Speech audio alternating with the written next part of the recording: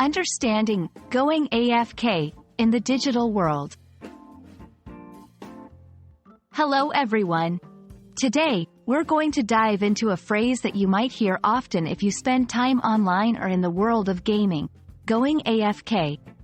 Let's explore what it means, where it comes from, and how to use it. Going AFK stands for going away from keyboard. In essence, it means that someone is stepping away from their computer or device for a short period. They're telling others that they won't be responsive or active for a little while. The term AFK originated in the world of online gaming. Players would use it to notify their teammates or opponents that they were stepping away for a moment. It was a quick and easy way to communicate this without typing a long message. But as the digital world grew and more people started using online platforms, the term spread. Nowadays, it's not just restricted to gamers. You might see it in chat rooms, online meetings, and other virtual spaces. You can use going AFK whenever you need to step away from your device and won't be able to respond immediately. Here are some examples. 1. In a game, hey team, going AFK for 5 minutes. Be right back. 2. In a work chat, going AFK for a coffee break. Ping me if there's an emergency. 3. In a casual chat with friends.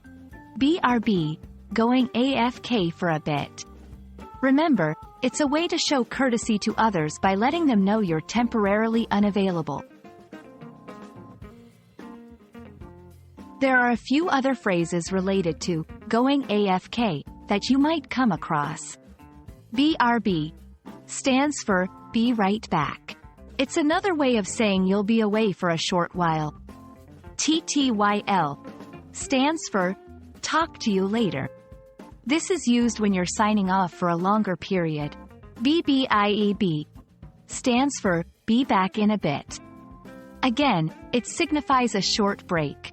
While these terms have specific origins, like AFK, they've become more universally recognized in various online contexts. And that wraps up our exploration of going AFK. Now you not only know what it means but also where it comes from and how to use it appropriately. Remember, as the digital world keeps evolving, so does our language.